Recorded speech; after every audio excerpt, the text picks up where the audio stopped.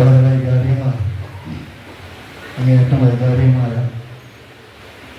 വാക്കുകളുടെ വിട്ടുപോകുന്ന ഒരു മാനസികാവസ്ഥയിലാണ് നിൽക്കുന്നത്. എന്നർത്ഥം ഗുരുജനങ്ങൾ എന്ന് പറഞ്ഞത് ഒരു ആലങ്കാരികമായിട്ട് പറഞ്ഞതല്ല. നമ്മൾ പറയാറുള്ളത് ഗുരുക്കന്മാരെന്ന് പറയുന്നത് ആദ്യത്തെ ഗുരു അമ്മയും അച്ഛനുമാണ്. എൻ്റെ അമ്മ ഇവിടെ ഇരിക്കുന്നു. എനിക്ക് ലോകത്തെക്കുറിച്ചുള്ള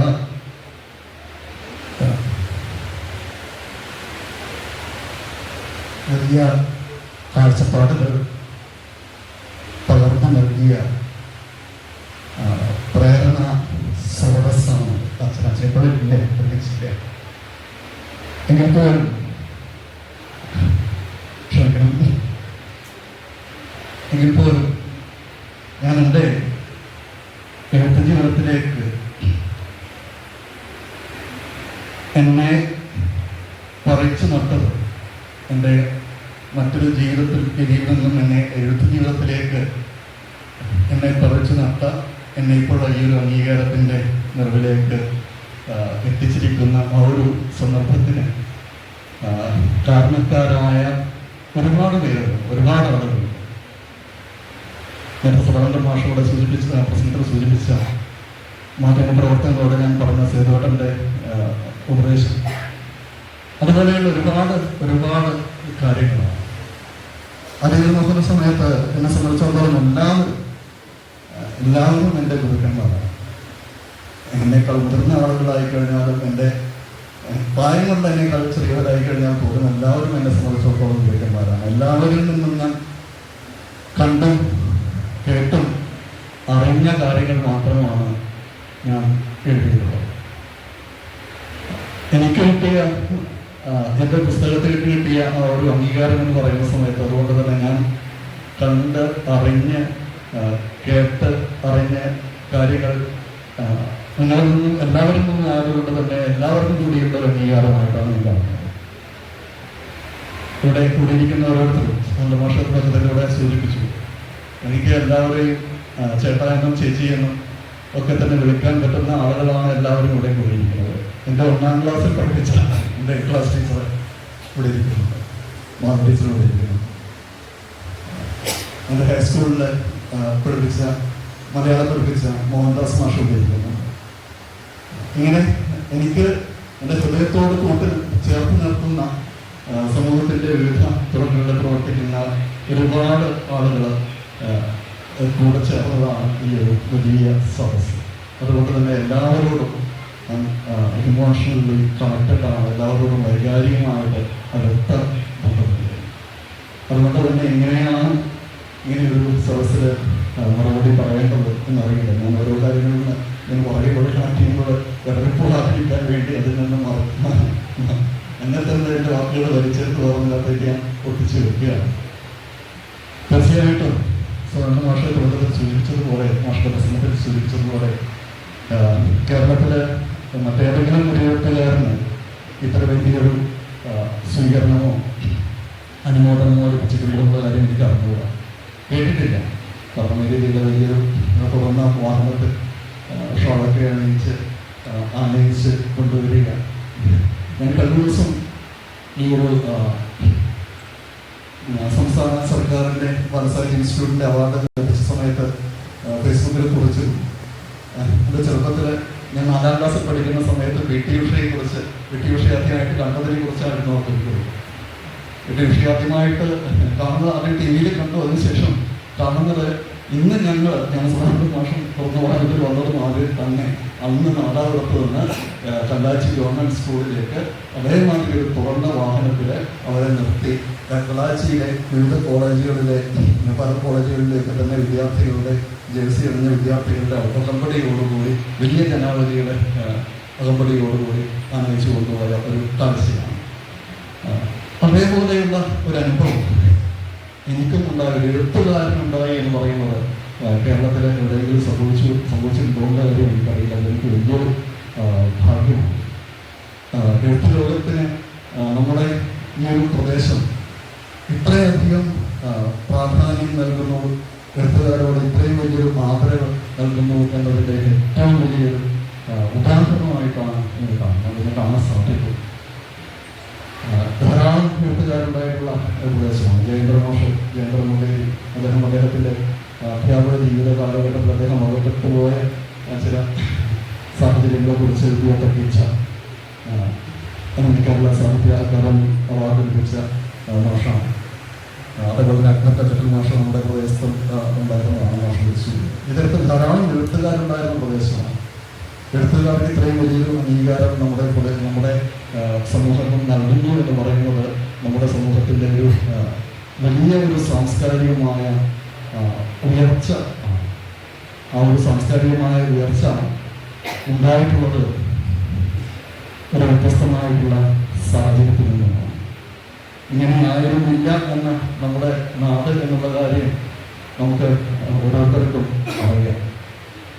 മനസ്സിനങ്ങേയറ്റം വലിയ നന്മകൾ സൂക്ഷിക്കുന്ന സമയത്ത് വളരെ സെൻസിറ്റീവായിട്ടുള്ള ചില സമയങ്ങളിൽ മനുഷ്യത്വം പൂർണ്ണമായും മാറ്റിവെച്ച് മൃഗതുല്യമായ അവസ്ഥയിലേക്ക് എത്തിച്ചേരുകയും പരസ്പരം പോരടിക്കുകയും ചെയ്യുന്ന ആളുകളുടെ ഒരു നാടായിരുന്നു നമ്മുടെ നാട്. ഞാനെപ്പോൾ കാരണം ഇവിടെ കേരളത്തിൽ നമ്മൾ പല സ്ഥലങ്ങളിൽ പോകുന്ന സമയത്ത് എവിടെയാണ് വീട് എന്ന് ചോദിക്കുമ്പോൾ നാദാപുരമാണ് എന്ന് പറയുന്ന സമയത്ത് ആളുകൾ പേടിച്ച് മാറുന്നുണ്ട്. നാദാപുരത്തെ കുറിച്ചുള്ള പേരിനെ കുറിച്ച്, നാദാപുരം എന്ന പേരിനെ കുറിച്ചുള്ള പുറനാട്ടുകാരുടെ അഭിപ്രായം ആ രീതിയിലാണ് അവർ കേട്ടത്. അങ്ങനെയാണ് നാദാപുരം പറഞ്ഞു കഴിഞ്ഞാൽ ധാരാളം കലാപങ്ങൾ നടന്ന, രാഷ്ട്രീയ സംഘർഷങ്ങൾ നടന്ന ഒരു പ്രദേശം എന്ന് പറയുന്നത്. ആ ഒരു പശ്ചാത്തലത്തിൽ നിന്നുമാണ് നമ്മൾ ഇങ്ങനെ ഒരു സാംസ്കാരികമായിട്ടുള്ള വലിയൊരു ഉന്നതിയിലേക്ക് സമൂഹം മാറിയിട്ടുള്ളത്. ആ ഒരു മാറ്റത്തിൻ്റെ കൂടെ പ്രതിഫലനമാണ് ഒരു എഴുത്തുകാരൻ എന്ന രീതിയിലുള്ള എനിക്ക് ലഭിക്കുന്ന ഒരു സ്വീകരണമെന്ന് മനസ്സിലാക്കണം. തീർച്ചയായിട്ടും ഞാൻ നേരത്തെ പറഞ്ഞു, എനിക്ക് എന്നെ സ്വയം കുറച്ച് ആ ഒരു വൈകാരികമായിട്ടുള്ള വ്യവസ്ഥയിൽ മാറ്റി നിർത്താൻ വേണ്ടിയാണ് കാര്യങ്ങൾ പറയുന്നത്. എനിക്ക് ഓരോരുത്തരുമായിട്ട് അങ്ങേയറ്റം വൈകാരികമായിട്ടുള്ള ബന്ധമുണ്ട്. എൻ്റെ അച്ഛനുമായിട്ട് അടുത്ത് പ്രവർത്തിച്ച ആളുകളാണ് ഇവിടെ ഇരിക്കുന്ന ഓരോരുത്തരുടെ അവിടെയുണ്ട്. നേരത്തെ പറഞ്ഞ കുറ്റല്ലൂർ മലയുടെ കടന്നുറക്കാരും പറഞ്ഞു. കുറ്റല്ലൂർ മലയിൽ നിന്നും അച്ഛൻ്റെ സഹപ്രവർത്തകരായിട്ട് എൻ്റെ വീട്ടിലേക്ക് വരുന്ന ആളുകൾ അന്നത്തെ കാലഘട്ടത്തിൽ സത്യം പറയുക നമ്മൾ കുറിച്ച് വിഭാഗത്തിൽപ്പെടുന്ന ആളുകളൊക്കെ പിന്നീടാണ് കേൾക്കുന്നത്. അച്ഛൻ ഒരിക്കലും ആ രീതിയിൽ കുറിച്ച് വിഭാഗത്തിൽപ്പെടുന്ന ആളുകളൊന്ന് ഞങ്ങളുടെ വീട്ടിലെ എന്നോടോ സഹോദരിമാരോടോ അമ്മയോടോ ആരോടോ പറയുന്നത് കേട്ടിട്ട് നമുക്ക് ഞാൻ കേട്ടിട്ടില്ല. സഹോദരന്മാരാണ് എന്ന രീതിയിലാണ് അവരെ ചേർത്ത് കൊള്ളുന്നത്. ആ രീതിയിൽ തന്നെയാണ് അവർ ഓരോരുത്തരെയും കാണുന്നത്. അപ്പോൾ ഒരു അടിസ്ഥാന ജനവിഭാഗമാണ്. അവരെ എന്തുകൊണ്ടോ അവരെ പറ്റിക്കപ്പെട്ടു, അവരുടെ ഭൂമി കയ്യേറ്റപ്പെട്ടു. അതിന് അച്ഛൻ കൊടുത്ത നേതൃത്വം, അത് തിരിച്ചു പിടിക്കാൻ വേണ്ടി കൊടുത്ത നേതൃത്വം അച്ഛനെ നഷ്ടപ്പെടാൻ ഒരുപക്ഷെ ആ കാര്യങ്ങളൊക്കെ തന്നെ കാരണമായിട്ടുണ്ടാകാം. എങ്കിൽ പോലും അത് സമൂഹത്തിൽ സൃഷ്ടിച്ച ആ ഒരു ചലനം, സമൂഹത്തിന് നൽകുന്ന ആ ഒരു സന്ദേശം, അത് വളരെ വലിയ ഒന്നായിട്ട് ഞാൻ മനസ്സിലാക്കുന്നു. കാരണം കേരളത്തിൽ ഇന്നോളം ഉണ്ടായിട്ടുള്ള ആദിവാസി ഭൂമി മുന്നേറ്റങ്ങളില്ല. പല മുന്നേറ്റങ്ങൾ കാണാറുണ്ട്. വലിയ രീതിയിൽ പത്രമാധ്യമങ്ങളിലൊക്കെ തന്നെ ഏറെ പ്രശംസിക്കപ്പെട്ടതും ആഘോഷിക്കപ്പെട്ടതുമായിട്ടുള്ള ഒരുപാട് സമരങ്ങളൊക്കെ ഉണ്ടായിട്ടുണ്ട്. പക്ഷേ പൂർണ്ണമായിട്ടും വിജയിക്കുകയും ഈ വിഭാഗത്തിന് ഭൂമി പൂർണ്ണമായിട്ടും ഉടമസ്ഥാവകാശം തിരിച്ചു ലഭിക്കുകയും ചെയ്ത ഒരേ ഒരു സമരം അച്ഛൻ്റെ നേതൃത്വം കൊടുത്ത ആ ഒരു കുറ്റന്റെ സമരം മാത്രമായിരുന്നു. ആ ഒരു കാര്യം മാത്രം മതി അച്ഛനെ കുറിച്ച് എനിക്ക് അഭിമാനിക്കാൻ, സമൂഹത്തിന് അഭിമാനിക്കാൻ.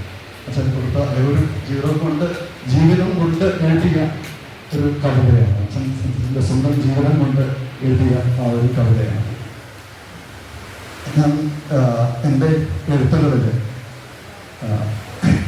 ഈ അവാർഡ് ലഭിച്ച പുസ്തകം നേരത്തെ സൂചിപ്പിച്ചതുപോലെ ശാസ്ത്ര കൗതുകം നടക്കുന്ന പ്രകൃതി അവബോധം സൃഷ്ടിക്കുന്ന, കുട്ടികൾക്ക് വായിക്കാൻ സാധിക്കുന്ന ഒരു പുസ്തകമാണ്. ഞാൻ ഈ കാര്യങ്ങൾ ഒക്കെ തന്നെ, ഇതിൻ്റെ അടിസ്ഥാനമായിട്ടുള്ള കാര്യങ്ങളൊക്കെ തന്നെ ആർജിച്ചെടുത്തത് അച്ഛനിൽ നിന്നുമാണ്.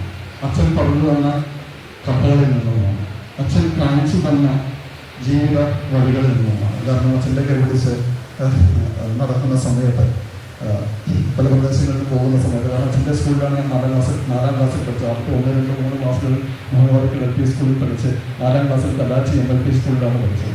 അച്ഛൻ്റെ കൈ പിടിച്ച് വരുന്ന സമയത്ത് വഴിയിൽ കാണുന്ന കാഴ്ചകളെ കുറിച്ചൊക്കെ തന്നെ അച്ഛൻ പറഞ്ഞു തന്ന ശാസ്ത്രീയ വിശദീകരണങ്ങൾ ആണ് എൻ്റെ മനസ്സിലെ ആദ്യത്തെ ശാസ്ത്ര തത്വങ്ങൾ. പിന്നെ മറ്റൊരു പ്രധാനപ്പെട്ട ഒരു കാര്യം കൂടെ ഉണ്ട്. നമ്മുടെ ഈ ഒരു പ്രദേശത്തെക്കുറിച്ച് പറയുന്ന സമയത്ത് നേരത്തെ ഞാൻ പറഞ്ഞു, വലിയ സംഘർഷങ്ങളുടെ ഭൂമികയാണ്. ആ വലിയ സംഘർഷത്തിൻ്റെ ഭൂമി എന്ന് പറയുന്ന സമയത്ത് പ്രധാനമായിട്ടും മതസംഘർഷങ്ങൾ ധാരാളം ഉണ്ടായിട്ടുള്ള ഒരു പ്രദേശമാണ്.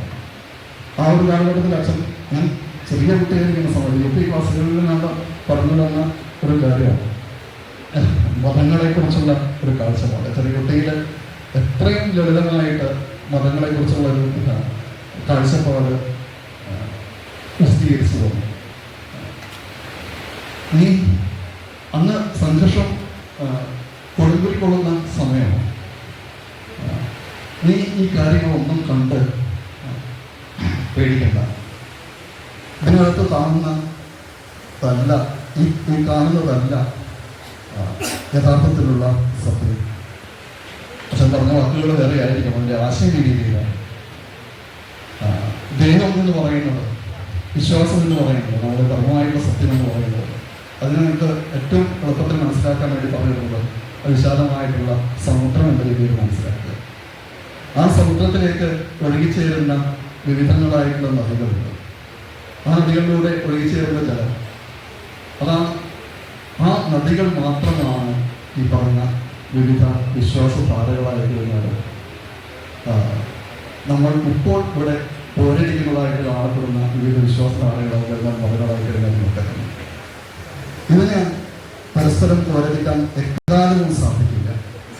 തീർച്ചയായിട്ടും നമ്മുടെ നാട് മാറും. അച്ഛൻ പ്രകടിപ്പിച്ച വലിയൊരു വിശ്വാസമുണ്ട്. തീർച്ചയായിട്ടും നമ്മുടെ നാട് മാറിയിട്ടുണ്ട്. അച്ഛൻ്റെ ആ ഒരു വിശ്വാസം ജയിച്ചിട്ടുണ്ട്. സാംസ്കാരികമായിട്ട് നമ്മൾ ഒരുപാട് ഉയർന്നിട്ടുണ്ട്. ഈ പറഞ്ഞ രീതിയിൽ സാംസ്കാരികമായിട്ട് വരുന്ന സമയത്ത് സംഘർഷങ്ങൾ നടന്ന് പരസ്പരം ഹൃദയം കൊണ്ട് ഓരോരുത്തരും കൂട്ടിപ്പിടിക്കുന്ന സമയത്ത് നമ്മുടെ നാട് സമാധാനത്തിലേക്ക്, പുരോഗതിയിലേക്ക് മുന്നേറുന്ന സമയത്ത് തീർച്ചയായിട്ടും ഞാൻ അത് അനുഭവിക്കുന്നത് എൻ്റെ അച്ഛൻ്റെ ആ ഒരു ആദർശത്തിൻ്റെ വിജയം എന്ന രീതിയിലാണ്, അച്ഛൻ്റെ വിശ്വാസത്തിൻ്റെ വിജയം എന്ന രീതിയിലാണ്. തീർച്ചയായിട്ടും എൻ്റെ കൂടെ എന്നെ അനുമോദിച്ച, ഇവിടെ സംസാരിച്ച എൻ്റെ പ്രിയപ്പെട്ട സാന്ത മാഷ് ഞങ്ങളെ ഏറെക്കാലം സഹപ്രവർത്തകരായിരുന്നു. സാമൂഹ്യശാസ്ത്രം അധ്യാപകരാണ്. സാന്ത മാഷ് വേറെ സ്കൂളിലെ സാമൂഹ്യശാസ്ത്രം അധ്യാപകനാണ്. ഞാൻ ചേർത്ത് CM സ്കൂളിലെ സാമൂഹ്യശാസ്ത്രം അധ്യാപകനാണ്. ഞങ്ങൾ ഒരുമിച്ച് സാമൂഹ്യശാസ്ത്ര ക്ലസ്റ്ററുകളിൽ, അധ്യാപക ക്ലസ്റ്ററുകളിൽ ഒരുമിച്ച് കൊണ്ടുവരുന്ന സമയത്ത് ഒരു മാഷ് വളരെ ലളിതമായിട്ട് ഒരു സാമൂഹ്യശാസ്ത്ര ക്ലസ്റ്ററിൻ്റെ അധ്യാപക കൂട്ടായ്മയിൽ സ്വന്തം കാര്യം വിശദീകരിച്ചത് എനിക്ക് ഓർമ്മയുണ്ട്. ഒരു സമയത്ത് മാഷവിടെ സംസാരിക്കുമ്പോൾ മാഷെപ്പറ്റി എല്ലാവർക്കും അറിയാം. മാഷെപ്പറ്റി മാഷയുടെ പശ്ചാത്തലം അറിയാം, എല്ലാ കാര്യങ്ങളും അറിയാത്തവരാരുമില്ല. ഏതോ അങ്ങനെ ഒരു പഠന സാഹചര്യത്തെ വിശദീകരിക്കുന്ന സമയത്ത് മാഷയുടെ സ്വന്തം നാടിനെ കുറിച്ച്, മാഷയുടെ സാഹചര്യങ്ങളെ കുറിച്ച് മാഷ് സ്വയം പറയുന്നത്. ആ സമയത്ത് മാഷ് പറഞ്ഞത്,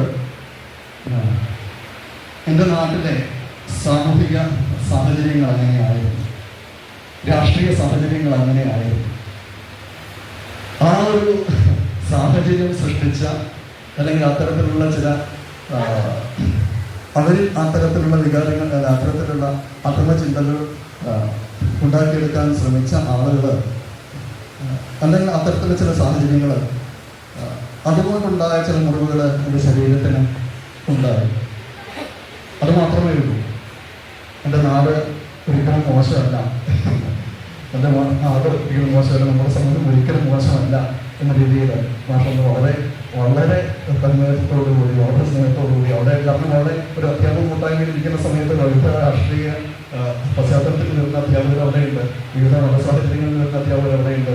ആരുടെയും മനസ്സ് വേദനിപ്പിക്കാതെ, ആരെയും മുറിവേൽപ്പിക്കാതെ വളരെ തന്ത്രപരമായിട്ട് വളരെ രീതിയിൽ നല്ല രീതിയിൽ മാഷ അവിടെ ആ ഒരു സാഹചര്യം കൈകാര്യം ചെയ്തു. ഈ രീതിയിലാണ് മാഷയുടെ ഇടപെടൽ. മാഷയുടെ ആ ഒരു സംസാരവും മാഷയുടെ സ്നേഹവും മാഷയുടെ അനുഭവ തീവ്രതയും, മാഷ് ആ ഇത്രത്തോളം അനുഭവ തീവ്രതകൾക്കിടയിലും സമൂഹത്തിനോട് ഇടപെടുന്ന രീതിയും ഒക്കെ തന്നെ തീർച്ചയായിട്ടും വലിയ വലിയ ഒരു പ്രചോദനമാണ്, വലിയ ഒരു വലിയൊരു പിന്തുണയാണ്. അത് എന്നെ സംബന്ധിച്ചിടത്തോളം നമുക്ക് എഴുത്തിൻ്റെ കാര്യത്തിലായി കഴിഞ്ഞാലും ജീവിതത്തിൻ്റെ കാര്യത്തിലായി കഴിഞ്ഞാലും ഒക്കെ തന്നെ മാഷയുടെ ജീവിതം, മാഷയുടെ പെരുമാറ്റം, മാഷയുടെ സമൂഹത്തിൽ അദ്ദേഹത്തിൻ്റെ ചിരിയോടുള്ള മുഖം, അദ്ദേഹം പറയുന്ന വാക്കുകൾ ഒക്കെ തന്നെ വലിയൊരു പ്രചോദനമാണ്, വലിയൊരു പിന്തുണയാണ്. മാഷ് ഈ ഒരു അനുമോദന സദസ്സിൽ മാഷ് ഒരുമിച്ചുണ്ടായി എന്ന സമയത്ത് എന്നത് വലിയൊരു ഭാഗ്യമായിട്ട് കാണുന്നു. മാഷോട് എല്ലാം ആ ഒരു നന്ദിയാണോ കിടപ്പാടാണോ എങ്ങനെയാണോ അത് ഒത്തുകൊണ്ട് പ്രകടിപ്പിക്കുക എന്നറിയില്ല, അങ്ങേയറ്റം ഹൃദയം കൊണ്ടുള്ള അടുപ്പം പ്രകടിപ്പിക്കുന്നു. നേരത്തെ പറഞ്ഞതുമാതിരി സരിവേട്ടൻ എന്നോട് പറഞ്ഞ ആ ഒരു കാര്യം ഞാൻ മാധ്യമപ്രവർത്തനങ്ങളോട് പറഞ്ഞ ആ ഒരു സാഹചര്യം ഉണ്ടായത് സംഘത്തിൻ്റെ രാഷ്ട്രീയ സ്വയംസേവക സംഘത്തിൻ്റെ ഒരു ക്യാമ്പിൽ വെച്ചാണ്. എൻ്റെ ഡിഗ്രി കാലഘട്ടത്തിന് ശേഷം നടന്ന സംഘത്തിൻ്റെ പ്രഥമ വർഷ സംഘ ശിക്ഷാ വർഗിൽ വെച്ച് ഒരു ദിവസം രാത്രിയിൽ പക്ഷെ മരിച്ചിട്ട് അത് 1-2 വർഷമായിട്ട് രാത്രിയിൽ ഉറക്കം വരിക എന്നുള്ളത് വളരെ കഷ്ടപ്പാട് നടന്നൊരു സന്ദർഭമായിരുന്നു. വീട്ടിൽ നിന്ന് മാറി വരുന്നതുകൊണ്ട് അത്തരത്തിലുള്ള സാഹചര്യം ജീവിക്കുന്ന സമയത്ത് ഉറക്കം വരില്ല. ഞാൻ ഉറക്കം വരാതെ രാത്രി 12 മണി വരുന്ന സമയത്തൊക്കെ എഴുന്നേറ്റ് നിൽക്കുന്ന സമയത്താണ് ഞാൻ താമസിക്കുന്ന വസതിഗൃഹത്തിൻ്റെ മുന്നിലൂടെ നടന്നുപോയ സേതുവേട്ടൻ എന്നെ ഞാൻ ഉറങ്ങിയിരിക്കുന്നത് കണ്ടിട്ട് അദ്ദേഹം വിളിച്ചു കൊണ്ടുപോവുകയും ഒട്ടകിരുത്തി സംഘശിബിരത്തിൻ്റെ ഒരു ഭാഗത്ത് കൊണ്ടുപോയി നിർത്തി സംസാരിക്കുകയും ചെയ്യുന്നത്. എൻ്റെ പ്രശ്നങ്ങൾ സംസാരിക്കുകയല്ല ചെയ്യുന്നത്, എന്നോട് മറ്റു പല കാര്യങ്ങളും സംസാരിക്കുന്ന കൂടെ സമയത്ത് സ്ത്രീത്തിന് എന്തൊക്കെയോ കാര്യങ്ങൾ പറയാനുണ്ടല്ലോ, എന്താണ് പറയാനുള്ളത്. അപ്പോൾ എനിക്ക് ആ ഒരു സമയത്ത് എനിക്ക് പറയാനുള്ള ഒറ്റ കാര്യമേ ഉണ്ടായിരുന്നുള്ളൂ, അച്ഛനെ സംഭവിച്ച ഈ ഒരു അത്യാഗ്രഹത്തിന് അതേ നാണയത്തിൽ മറുപടി കൊടുക്കണം. ഈ ഒരു 2 വർഷക്കാലമായിട്ടും അത് സാധിച്ചിട്ടില്ല. നമ്മുടെ വയസ്സുള്ള ആ ഒരു സംഘടനയ്ക്ക് സാധിച്ചിട്ടില്ല എന്ന രീതിയിലുണ്ട്. എൻ്റെ ആ സമയത്തുള്ള എൻ്റെ ആ ഒരു വികാരം ആ സമയത്ത് സജോട്ടൻ ആ സമയത്ത് പ്രവർത്തിച്ചതാണ്. സജോട്ടൻ ആ സമയത്ത് പറഞ്ഞിട്ടുള്ള കാര്യം എനിക്ക് അറിഞ്ഞുകൂടാ. സജോട്ടൻ ആ സമയത്ത് പറഞ്ഞ കാര്യമാണ്. ശ്രീത്ത് ചിന്തിക്കേണ്ടത് തീർച്ചയായിട്ടും ഈ രീതിയിലല്ല ചിന്തിക്കേണ്ടത്. അന്ന് പറഞ്ഞ വാക്കുകൾ എനിക്ക് കൃത്യമായിട്ട് ഓർമ്മയുണ്ട്. ശ്രീത്തിൻ്റെ അച്ഛനെ ഇല്ലാതാക്കിയത് ഏതാനും ആളുകൾ മാത്രമാണ്. അവര് ആ രാത്രിയിൽ വീട്ടിലേക്ക് വന്ന ആളുകൾ ആ ഒരു ചിന്തയുടെ ആ ഒരു സമൂഹത്തിൽ അക്രമം വിതയ്ക്കുന്ന, ദുരന്തം വിതയ്ക്കുന്ന, പരസ്പരം വിദ്വേഷം വിതയ്ക്കുന്ന ആ ഒരു ചിന്തയുടെ ആയുധങ്ങൾ മാത്രമാണ്.